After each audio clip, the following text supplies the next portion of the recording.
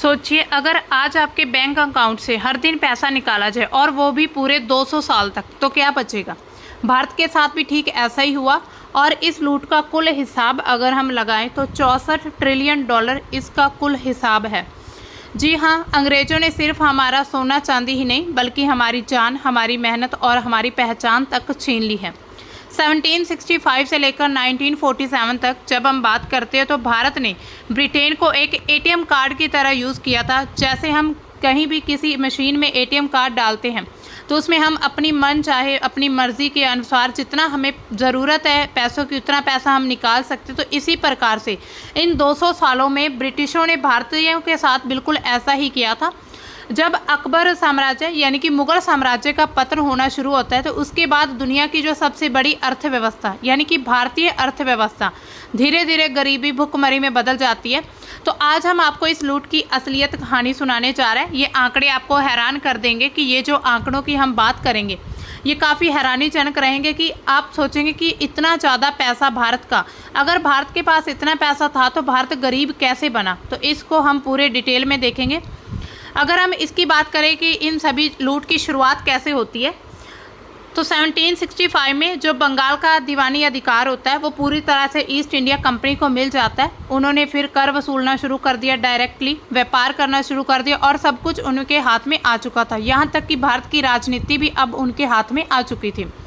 किसानों से वो जबरन नकदी फसलें जैसे कि कैश क्रॉप्स होती हैं जिसमें नील, इंडिगो, अफीम, कपास ये सब ज़बरदस्ती उगवाते थे ताकि जो ब्रिटेन के बाज़ार है वहाँ पर भरे रहें। इसके अलावा 1770 में एक अकाल आता है, बंगाल के अकाल के नाम से हम जानते हैं। सिर्फ एक साल में ही 1 करोड़ लोग मारे जाते हैं और इससे भारत को काफ़ी नुकसान होता है और भारतीय जनता को बहुत ही ज़्यादा हानि होती है। इससे पहले अगर हम बात करें कि भारत की धन संपदा कैसी थी ब्रिटिश शासन के आने से पहले, क्योंकि ब्रिटिश शासन के बाद हमें पता है कि भारतीय अर्थव्यवस्था डगमगाने लग गई थी, लेकिन उससे पहले की अगर हम बात करें तो वैश्विक आर्थिक योगदान में जो जीडीपी थी उसमें भी काफ़ी बड़ी हिस्सेदारी रहती है। 1700 की अगर हम बात करें तो भारत की जो वैश्विक जीडीपी है उसमें हिस्सेदारी लगभग 24% थी, जो कि उस समय किसी भी देश से सबसे ज़्यादा थी। ब्रिटेन की भी हिस्सेदारी अगर हम देखें तो सिर्फ 1.8% थी ब्रिटेन की हिस्सेदारी। इसके अलावा भारत का जो आर्थिक उत्पादन था यूरोप के कई देशों के कुल योग से भी अधिक था। यानी कि भारत का जो व्यापार था वो अरब और यूरोपीय कंट्री से काफ़ी प्राचीन समय का चला आ रहा था। लेकिन जब जो ब्रिटेन होते हैं यानी ब्रिटिश होते हैं, पुर्तगाल होते हैं, जब भारत में उनका डायरेक्ट व्यापार समुद्री मार्ग के रास्ते से शुरू होता है तो उसके बाद धीरे धीरे ब्रिटिश लोगों ने भारत में अपना वर्चस्व बढ़ाना शुरू कर दिया था और यहाँ पर के व्यापार पर एकाधिकार करके भारत में पूरी तरह से बस चुके थे। उसके बाद अगर ब्रिटिशों के पहले हम औद्योगिक उत्पादन की बात करें, भारत का जो वैश्विक औद्योगिक उत्पादन में योगदान 25% के करीब था। विशेष रूप से जो वस्त्र होते थे जिसमें मुसलिन, रेशम और सूती कपड़े थे जो बंगाल बिहार के एरिया में पाए जाते थे। धातु उद्योग में भी काफ़ी बड़ा योगदान था। उसके अलावा जो प्रति व्यक्ति आय होती है, भारत की जो प्रति व्यक्ति आय थी 1700 में $550 यानी कि 1990 की कीमतों में थी, जो कि वैश्विक औसत का अगर हम पूरा डेटा निकालें तो $615 के करीब थी और कई यूरोपीय देशों से काफ़ी बेहतर थी। इसके अलावा वस्त्र और हस्तशिल्प उद्योग भी भारत में काफ़ी अच्छे चल रहे थे। विश्व प्रसिद्ध कपड़े भारत में पाए जाते थे। बंगाल का जो मुस्लिन कपड़ा था और ढाका का जामदानी ये विश्व बाजार में काफ़ी ज़्यादा महंगे बिकते थे। ये कपड़े इतने महीन थे कि एक पूरी साड़ी को माचिस की डिब्बी में रखा जा सकता था। आप खुद सोचिए ये कपड़े कितने कीमती रहे होंगे। भारत के जो सूती और रेशमी वस्त्र मध्य पूर्व, यूरोप और जो दक्षिण पूर्व एशिया में निर्यात किए जाते थे। इसके अलावा हस्तशिल्प उद्योग काफ़ी अच्छा चल रहा था भारत का। भारत के जो कारीगर थे जिसमें जौहरी, धातुकार, बुनकर, इन्होंने अपनी कला के लिए काफ़ी प्रसिद्धि हासिल कर ली थी। कश्मीरी शॉल, बनारसी साड़ी, मसाले वैश्विक व्यापार के प्रमुख हिस्से बन चुके थे। इसके अलावा निर्यात के केंद्र भी थे। भारत में जो बंगाल, गुजरात और दक्षिण भारत जिसमें कोरोमंडल तट आता है व्यापारी केंद्र थे जो कि यूरोप, अफ्रीका और एशिया के साथ व्यापार करते थे। इसके बाद अगर हम बात करें कृषि और व्यापार की कि अंग्रेजों से पहले भारत का कृषि और व्यापार कैसा था। यहाँ पर काफ़ी मसाले होते थे जिसकी वजह से ब्रिटिश यहाँ पर आकर्षित हुए, जिसमें काली मिर्च, वहाँ पर सोने के भाव बिकती थी स्टार्टिंग में जब पुर्तगाली और जो ब्रिटेन भारत में आए थे। इसके अलावा जो दालचीनी, इंडिगो और जो कीमती पत्थरों का मुख्य निर्यातक होता था भारत के जो बंदरगाह थे, जिसमें अगर हम बात करें बंदरगाह की, उसमें सूरत, कोलकाता, चेन्नई, ये वैश्विक व्यापार के प्रमुख केंद्र थे। यहाँ पर पुर्तगाली, डच, अंग्रेज व्यापारी आया करते थे। भारत का जो व्यापार था सरप्लस था, यानी कि निर्यात जो था आयात से अधिक होता था। इसके अलावा मुद्रा और बैंकिंग की बात करें तो मुगल काल में चांदी के सिक्के चलाए जाते हैं। सोने के सिक्के, मोहरें जो प्रचलित थी, जो विश्वसनीय और व्यापक रूप से स्वीकृत थे, यानी कि सभी जगह पर इनको मान्यता प्राप्त थी। ऐसे सिक्कों को, सोने और चांदी के। आर्थिक स्थिरता बनी हुई थी। भारत की जो अर्थव्यवस्था थी उसमें स्थानीय और वैश्विक व्यापार में संतुलन था, जिससे धन का जो प्रवाह बना रहता था। इसके बाद जो मुगल और क्षेत्रीय शासन था उस समय पर यह भी काफ़ी फल फूल रहा था। मुगल अर्थव्यवस्था, मुगल साम्राज्य की जब हम बात करते हैं, ये टाइम पीरियड होता है 1526 से लेकर 1707, जब फारुखसियर की मृत्यु हो जाती है। उसके बाद उसके बाद जो मुगल साम्राज्य कमज़ोर होना शुरू हो जाता है। उसी दौरान भारत की अर्थव्यवस्था चरमों पर थी जब ये बादशाह होते थे। अकबर और औरंगजेब के समय भारत की जो समृद्धि थी वो काफ़ी यूरोप में चर्चित रहती थी। मुगल दरबार में ताजमहल, लाल किला धन संपदा का प्रतीक होते थे। क्षेत्रीय शक्तियाँ जिसमें हम देखते हैं मराठा और दक्षिण राज्य, जिसमें मैसूर, अवध, ये आर्थिक रूप से काफ़ी समृद्ध थे। मराठों का व्यापार और नौसेना काफ़ी प्रसिद्ध होती थी। शिक्षा और विज्ञान के क्षेत्र में भी भारत काफ़ी आगे था, जिसमें नालंदा, तक्षशिला जैसे संस्थानों का प्रभाव कम हुआ था। लेकिन स्थानीय गुरुकुल और जो गणित, खगोल शास्त्र थे, भारत उसमें भी काफ़ी अग्रणी रहा था। इसके बाद जो ब्रिटिश साम्राज्य का शुरुआत होता है, यानी कि इनकी प्रभाव कब पड़ता है, जब मुगल साम्राज्य का पतन होना शुरू होता है। 1757 में प्लासी की लड़ाई होती है। उसके बाद ईस्ट इंडिया कंपनी जो है उसने व्यापारिक एकाधिकार और कर वसूलना शुरू कर दिया था।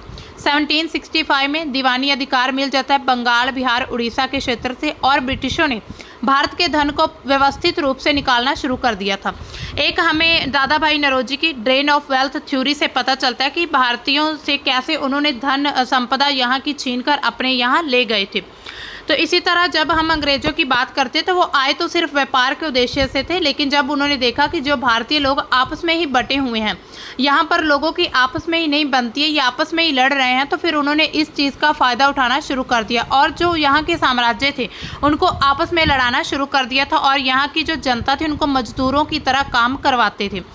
जब रॉबर्ट क्लाइव 1760 में भारत से वापस जाते हैं ब्रिटेन, तो कम से कम उन्हें 3 लाख पाउंड की संपत्ति उनके पास थी, जो कि आज के हिसाब से अगर हम देखें तो 82,000 लाख रुपए बनते हैं।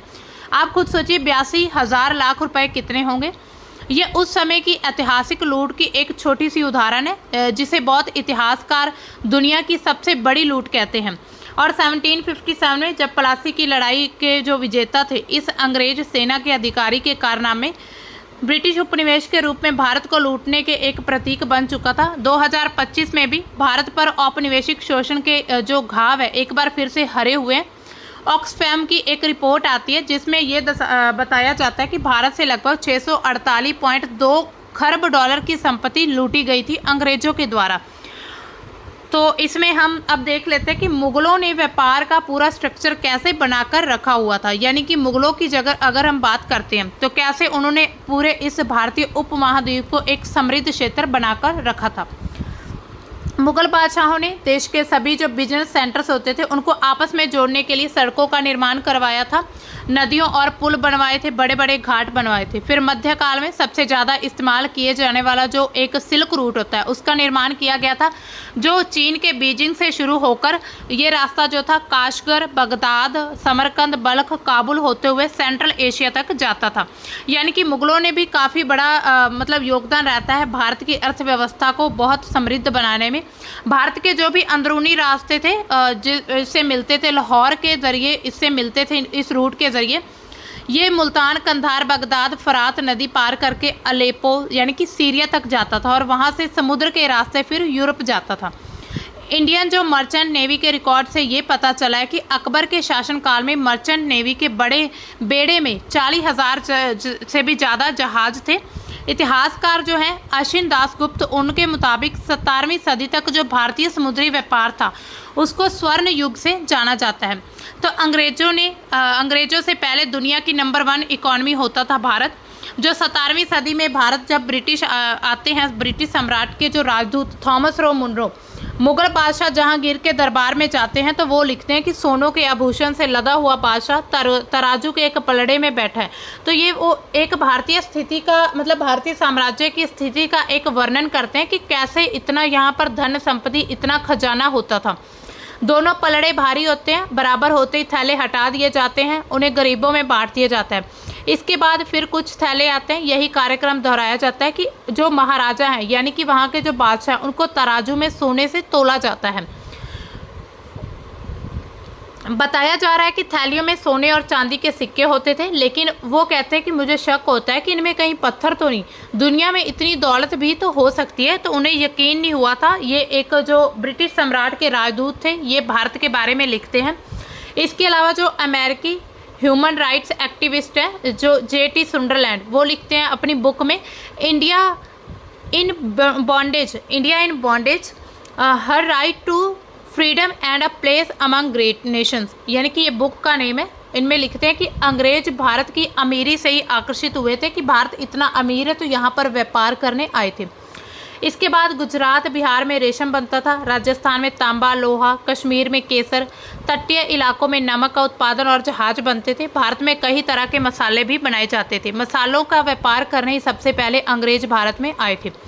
जब अंग्रेज आए थे तो उस समय भारत में जो 4 सेक्टर थे वो काफ़ी सुपर पावर थे, जिसमें कपड़ा उद्योग, कृषि उद्योग, जहाज मैन्युफैक्चरिंग और आभूषण और बाकी धातुएं उद्योग। तो इनको धीरे धीरे से उन्होंने इनका विखंडन करना शुरू कर देते हैं। अगर हम ब्रिटिशों की भारत के जो लूट के पड़ाव को अगर हम देखें, मतलब कि सबसे पहले जो ब्रिटिश हैं भारत के कौन से सेक्टर पे सबसे पहले अटैक करते हैं, तो टेक्सटाइल इंडस्ट्री की बर्बादी करनी शुरू कर देते हैं। 17वीं सदी में अंग्रेज व्यापार करने भारत आए, सेना बनाई, यहाँ पर लड़ाई लड़ी गई और 1857 में जब पहला स्वतंत्रता संग्राम होता है तो उसके बाद ब्रिटिशों को पता चल जाता है कि भारतीय लोग अब जागरूक हो रहे हैं। तो फिर उन्होंने अब जो ब्रिटिश ईस्ट इंडिया कंपनी थी उससे सत्ता छीनकर पूरी तरह से महारानी विक्टोरिया यानी कि जो क्राउन के पास चली गई थी। Empire of cotton global history जो हार्वर्ड यूनिवर्सिटी के एक मतलब प्रोफेसर है स्वेन बेकट, उन्होंने अपनी बुक में लिखा है कि ढाका का जो मलमल था दुनिया का सबसे महंगा कपड़ा होता था। 1851 में इसकी कीमत 5500 से लेकर 43,200 रुपये गज होती थी। ये आज के समय में अगर हम देखें तो 7.5 लाख से भी 60 से यानी कि 60 लाख रुपए तक प्रति गज के बराबर थी आज के अकॉर्डिंग। आप खुद सोचिए इतना महंगा कपड़ा होता था भारत में। टेक्सटाइल एक्सपोर्ट जो मार्केट में भारत की काफ़ी हिस्सेदारी थी 25%, और जो जबकि हम देखें तो जो ब्रिटिश कंट्रीज़ हैं उनकी भी जो भागीदारी जब हम देखते हैं पूरे वैश्विक अर्थव्यवस्था में तो उनकी भागीदारी भारत से बहुत कम रहती है। इसके बावजूद फिर भारत में कपड़े सस्ते होते थे, इसलिए भारतीय मार्केट में ब्रिटिश कंपनियां मुकाबला नहीं कर पाई थी। शशि थरूर अपनी बुक में लिखते हैं an era of darkness the British empire in India. उनके अकॉर्डिंग अंग्रेजों ने बुनकरों के करघे तोड़ दिए थे, कुछ के तो उन्होंने अंगूठे काट दिए थे, जिसकी वजह से यहाँ का व्यापार धीरे धीरे ठप होने लगा था। भारतीय कपास से जो बने कपड़े होते थे वो महंगे दामों में बेचते थे। यहाँ से यानी कि कपास ले जाकर फिर मशीनों में वहाँ ब्रिटेन में तैयार करके अपनी कंट्रीज़ में तो फिर यहाँ पर बेचते थे, वो काफ़ी महंगे बिकते थे। 1865 में अमेरिका की सिविल वॉर ख़त्म होती है, फिर अंग्रेज़ों ने भारत से कपास लेना कम कर दिया था, लेकिन जब अमेरिका में सिविल वॉर चल रही थी तो भारत का जो कपास था काफ़ी महंगा बिकता था। फिर किसान कर्ज में डूब चुके थे, फिर उन्हें मजबूर होना पड़ा अपने सस्ते दामों पर कपास को बेचने के लिए। भारत से ही कपास इंग्लैंड जाता था और वहाँ की इंडस्ट्री में कपड़ा बनकर वापस भारत आता था। उस समय की भारतीय आबादी के हिसाब से हर एक व्यक्ति के लिए 3 गज से ज़्यादा सूती माल भारत आ रहा था। तो ये भी शशि थरूर अपनी बुक में लिखते हैं। 1896 तक भारत में जो कपड़ा इस्तेमाल होता था उनमें सिर्फ 8% भारतीय मिलों में तैयार होता था, बाकी आप खुद देखिए 92% जो था वो ब्रिटेन में एक्सपोर्ट किए जाते थे। इसके बाद एग्रीकल्चर सेक्टर पर भी अटैक करते हैं। अंग्रेजों ने कमर्शियल फसलें उगानी शुरू कर दी थी और भारतीय लोग खाने को भी तरस चुके थे। भारत में कपड़ा उद्योग बर्बाद हुआ, कारीगर खेती करने लगे, फिर संख्या बढ़ने से जो गांव का इलाका था उसमें मजदूरी कम मिलने लगी, तो किसानों को ऐसी फसलें उगाने के लिए मजबूर किया जाता था जिससे अंग्रेज पैसा कमा सके। 19वीं सदी में बिहार और बंगाल के किसानों को इंडिगो यानी कि नील की खेती उगाने के लिए मजबूर किया गया था। जिसकी यूरोप में काफ़ी ज़्यादा मांग रहती थी, क्योंकि पूरी तरह से सत्ता अब ब्रिटिश साम्राज्य के हाथ में आ चुकी थी। जमींदार या अंग्रेज किसानों को खेती के लिए ज़मीन और एडवांस दे देते थे, जिससे क्या होता था कि किसान जो थे कर्ज में डूब जाते थे और फिर मजबूरन उन्हें अपना कर्ज चुकाने के लिए अंग्रेजों की बात माननी पड़ती थी। एक रिकॉर्ड के अकॉर्डिंग 1896 से 97 में भारत की 16 लाख हेक्टेयर ज़मीन पर इंडिगो की खेती होती है। यहाँ से करीब 19,000 टन इंडिगो मिडल ईस्ट और यूरोप में एक्सपोर्ट किया जाता है। तो नील की तरह कपास, चावल, जूट, चाय, अफीम, कमर्शियल फसलों की खेती हुई जिनको अंग्रेजों की ज़रूरत थी, यानी कि जिन चीज़ों की ज़रूरत उनको महसूस होने लगी तो उन्होंने भारत में वो फसलें उगानी शुरू कर दी थी।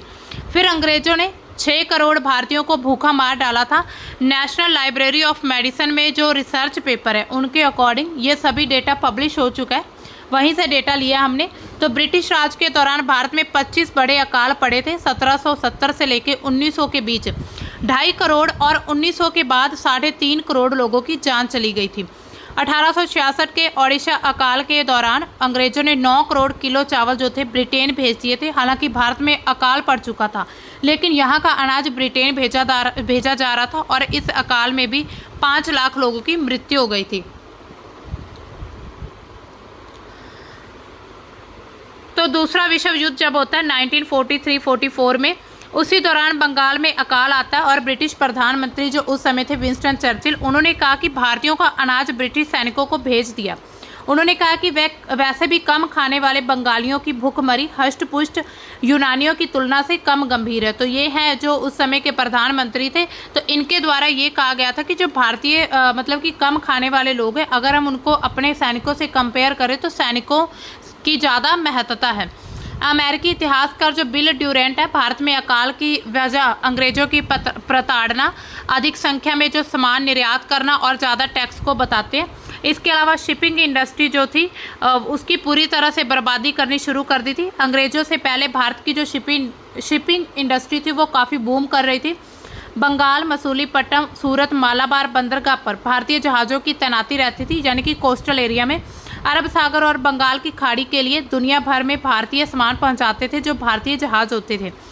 तटों के पास ही कारीगर लकड़ी, लोहे और बांस के जहाज बनाया करते थे। अंग्रेजों को व्यापार पर अपनी मोनोपोली चाहिए थी। एकाधिकार के लिए उन्होंने ट्रेड रूट्स पर सिर्फ ब्रिटिश जहाज़ों को चलाने की इजाज़त दी थी और उसके बाद भारतीय जहाज़ों पर ड्यूटी लगानी शुरू कर दी, यानी कि एक प्रकार का टैक्स लगाना शुरू कर दिया था।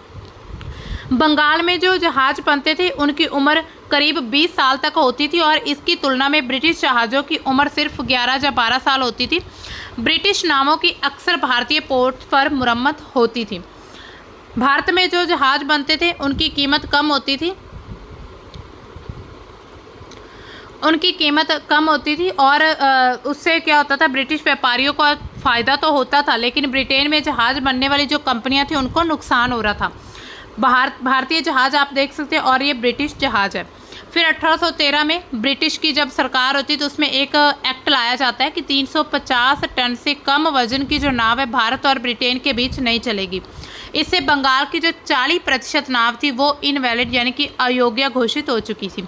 फिर 1814 में एक और कानून बनाया जाता है जिससे भारत में जो बने जहाज है उसके जरिए यूरोप और अमेरिका से व्यापार करने पर रोक लगा दी गई कि भारतीय जहाज अब किसी और कंट्री के साथ व्यापार नहीं कर पाएंगे। अंग्रेजों की इन नीतियों की वजह से भारत में जहाज बनाने का जो काम था वो पूरी तरह से ठप हो गया, खत्म हो गया। 1850 तक भारत में जहाज बनाने वाली इंडस्ट्री पूरी तरह से बंद हो गई थी। फिर भारतीयों के पैसे से रेलवे बना, लेकिन अंग्रेजों ने इससे भी अपनी जेबें भरी, अपना फ़ायदा किया। भारत में जो रेलवे लाने का श्रेय अंग्रेजों को ज़रूर दिया जाता है, लेकिन अगर हम बात करें अंग्रेजों ने इसका इस्तेमाल भी भारत को तेज़ी से लूटने में किया था। शशि थरूर की किताब जो inglorious empire what the British did to India, उनके अकॉर्डिंग भारतीय रेलवे का विकास अंग्रेजों का एक बहुत बड़ा स्कैम था। ब्रिटिश सरकार ने रेलवे में पैसा लगाने वाले अंग्रेजी निवेशकों का सालाना 5% रिटर्न की गारंटी दी थी। ये उस समय का सबसे सुरक्षित और हाई रिटर्न देने वाला एक निवेश होता था। ब्रिटिश सरकार भारतीयों के से लिए टैक्स से निवेशकों को ये पैसा दे रही थी। इससे नतीजा क्या निकलता है कि एक दशक के बाद इसमें 1 मील रेलवे लाइन बिछाने की औसत कीमत करीब 18,000 पाउंड हो चुकी थी। अमेरिका में ये सिर्फ 2000 पाउंड थी। भारतीय रेलवे के जो 3rd क्लास कंपार्टमेंट में ही भारतीय लोग यात्रा कर सकते थे, जिसकी सीट लकड़ी की बनी होती थी, कोई सुविधाएं उपलब्ध नहीं थी। तो इससे हम अंदाज़ा लगा सकते हैं कि भारत में जितना भी विकास अंग्रेजों के द्वारा किया गया था वो सिर्फ अपनी सहूलतों के लिए ही कर रहे थे। हालांकि भारतीयों के साथ वो काफ़ी ज़्यादा भेदभाव कर रहे थे। इसके बाद भारत को दुनिया का तीसरा सबसे गरीब देश बनाकर छोड़ दिया था। ग्लोबल बिजनेस में भारत का हिस्सा 25% हुआ करता था। 200 सालों के ब्रिटिश शासनकाल के बाद भी ये भी 1% से भी नीचे आ चुका था। जो शशि थरूर है वो और क्या लिखते हैं कि 1600 ईस्वी में जब ईस्ट इंडिया कंपनी बनाई गई थी तब दुनिया की जीडीपी में ब्रिटेन सिर्फ 1.8% था, जबकि भारत की हिस्सेदारी 23% हुआ करती थी। 200 सालों के ब्रिटिश शासनकाल के बाद दुनिया की जो जीडीपी धीरे धीरे से मतलब कि ख़त्म होने लगी, जिसमें भारत का हिस्सा कम होने लगा। सुंदरलैंड के मुताबिक भारत एक मैन्युफैक्चरिंग देश के सिर्फ कच्चे माल का एक्सपोर्टर बनकर रह गया था, यानी कि यहाँ से सिर्फ कच्चा माल एक्सपोर्ट किया जाता था और तैयार माल भारत में काफ़ी महंगा बिकता था। भारत की जो आबादी थी 35 करोड़, उसमें से सिर्फ 25 लाख लोग यानी कि 0.7% लोग जो थे मैन्युफैक्चरिंग सेक्टर में होते थे। जो ऑक्सफैम है और उसकी इंटरनेशनल रिपोर्ट के मुताबिक अंग्रेजों ने भारत में शासन के दौरान 64 ट्रिलियन डॉलर यानी कि करीब 5600 लाख करोड़ रुपए लूटे हैं। ये ब्रिटेन की जीडीपी का 17 गुना की बात हो रही है। अब ड्रेन ऑफ वेल्थ थ्योरी क्या कहती है? जो दादा भाई नौरोजी ने कहा था कि धन की निकासी है, भारत से जो भी संपत्ति कमाई गई है वो सब ब्रिटेन भेज दी गई है। भारत में पुनर्निवेश नहीं किया जाता था, यानी कि इन्वेस्टमेंट नहीं होती थी इसमें। रेलवे, टेलीग्राफ और जो प्रशासनिक ढांचा उसको ब्रिटेन के फ़ायदे के लिए ही बनाया गया था, भारत की आम जनता के हित में नहीं बनाया गया था। अगर हम देखें कि अंग्रेजों ने भारत को कितना लूटा था, अगर डेटा की बात करें तो रिपोर्ट के अकॉर्डिंग पता चलता है कि 200 सालों में 64 ट्रिलियन डॉलर, अगर हम आज की बात करें तो 5525 लाख करोड़ रुपए लूट लिए गए थे। और आज अमेरिका के जीडीपी से ये दुगना और ब्रिटेन की जीडीपी से 17 गुना अधिक है। आप खुद सोचिए, अमेरिका की जो जीडीपी है उससे ये दुगना पैसा लूट कर ले गए थे। इसमें सबसे हैरानी वाली बात है कि इस संपत्ति का आधा से अधिक हिस्सा 34 ट्रिलियन डॉलर दुनिया के सबसे अमीर लोग 10% लोगों के पास चला गया था, जो दुनिया के सबसे अमीर लोग थे। इसके अलावा अमीर अंग्रेजों के पास जो अंग्रेजों ने भारत से लूटी गई दौलत का 52% है, वहीं पर मिडिल क्लास की बात करें तो 32% मिला था उन्हें सिर्फ। और जितना पैसा लूटा गया उतने में लंदन शहर की अगर हम बात करें तो 50 पाउंड के जो नोट होते हैं उनसे 4 कालीन बिछाई जा सकती है, यानी कि 4 बार लंदन शहर को ढका जा सकता है। और लंदन का अगर क्षेत्रफल देखें तो 1572 स्क्वायर किलोमीटर है। यानी कि आप खुद सोचिए कि भारत के पास इतनी धन दौलत थी, इतना पैसा था, इतनी संपत्ति थी, लेकिन फिर भी अंग्रेज इसको लूट कर ले गए। आखिर क्यों? इसमें भी कहीं ना कहीं भारतीयों की गलती यानी कि हमारी ही गलती मानी जाती है। अब देखिए क्या होगा अगर भारत इस पूरी संपत्ति को, दौलत को वापस ले आए। हालांकि ऐसा होने वाला नहीं है, लेकिन फिर भी हम एज्यूम कर लेते हैं कि अगर मान लीजिए कहीं से ये पैसा इतना वापस आ जाता है तो क्या हो सकता है। जो बाहरी ऋण है यानी कि कर्ज पूरी तरह से हम मतलब कि ख़त्म कर सकते हैं, पूरी तरह से मिटाए जा सकते हैं। बाहरी ऋण वो राशि होती है जो किसी देश को विदेशी सरकार या फिर अंतर्राष्ट्रीय मुद्रा कोष यानी कि IMF से और विश्व बैंक से लेनदारों को देनी होती है। यानी कि भारत ने जितना भी बाकी इन सभी ऑर्गेनाइजेशन से या फिर किसी कंट्री से जो भी लोन लिया है, कर्ज लिया है, तो उसको वापस देना होता है। सितंबर 2024 तक भारत का जो बाहरी ऋण है 710 बिलियन डॉलर है। अगर हमें 65 ट्रिलियन डॉलर वापस मिल जाते तो हम आराम से इस कर्ज को चुका सकते हैं। इसके साथ हर साल जो ब्याज भुगतान है उसमें 20 मिलियन डॉलर से भी ज़्यादा की बचत होगी। भारी कर्ज चुकाने के बाद भी हमारे पास पैसे का 99% हिस्सा बच जाएगा, जिसे उस जगह पर लगाया जा सकता है जहाँ पर इसकी असलियत में ज़रूरत है। इसके अलावा हाई स्पीड रेल नेटवर्क जो कि देश के हर कोने को जोड़े आपस में, एक्सप्रेसवे जो कि यात्रा के समय को आधा कर सकता है, छोटे से छोटे शहर में भी आधुनिक हवाई अड्डे जो कि भारत को वैश्विक व्यापार शक्ति बनाते हैं। तो इन सभी को यानी कि हम कर्ज चुकाने के बाद भी हमारे पास इतना पैसा बच जाएगा कि हम आसानी से भारत का डेवलपमेंट कर सकते हैं।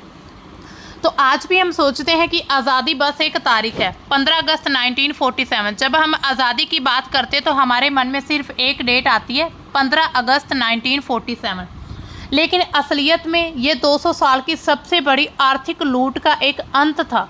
यानी कि लूट कर जब ब्रिटिश थक चुके थे तो वो पूरी तरह से भारत से फिर चले गए थे और फिर उन्होंने हमें आज़ादी दी। मान लीजिए अगर उनका मन ना भरता 200 सालों तक, तो वो चाहते तो हमें और कितने ही साल लूटते रहते भारतीयों को। सवाल ये है कि क्या हम इस इतिहास को सिर्फ याद रखेंगे या फिर अपने इतिहास से कुछ सीखेंगे भी। तो मेरे अकॉर्डिंग तो हमें अपने इतिहास से सीखने की ज़रूरत है। आप अपने विचार हमारे हमें कमेंट सेक्शन में बता सकते हैं कि आपका इसके बारे में क्या विचार है कि भारत को इतनी बुरी तरह से लूटा गया है। अब भारत को किस तरह का रुख अपनाना चाहिए, ब्रिटिश कंट्रीज़ की तरफ, या फिर भारत को कोशिश करनी चाहिए जो भी भारत से लूट कर ले गए, भारत की इतनी बेशकीमती जो संपत्ति थी वो भारत से पूरी तरह से लुट चुकी है, क्या उसको वापस लाने के लिए कुछ कदम उठाने चाहिए या फिर भारत को अपनी एक डेवलपमेंट की तरफ बढ़ना चाहिए। तो दोस्तों ये था हमारा आज का टॉपिक जो हमने स्वतंत्रता दिवस पर ख़ास तौर पर तैयार किया है। यानी कि इसमें हमने लोगों को असलियत दिखाने की कोशिश की है कि जिस वेस्टर्न कल्चर को हम फॉलो करते हैं उन्होंने हमारी पहचान तक खोली है। हम उनको फॉलो करने के, उनको कॉपी करने के चक्कर में हम लोग अपनी जो पहचान है उसको भूलते जा रहे हैं। हालांकि उन्होंने हमारे साथ इतिहास से लेकर हमारे साथ कभी अच्छा बर्ताव नहीं किया है। तो मिलते हैं दोस्तों हम किसी अपने नेक्स्ट टॉपिक में किसी नई करंट अफेयर न्यूज़ के साथ। तब तक के लिए बाय, थैंक्स फॉर वॉचिंग।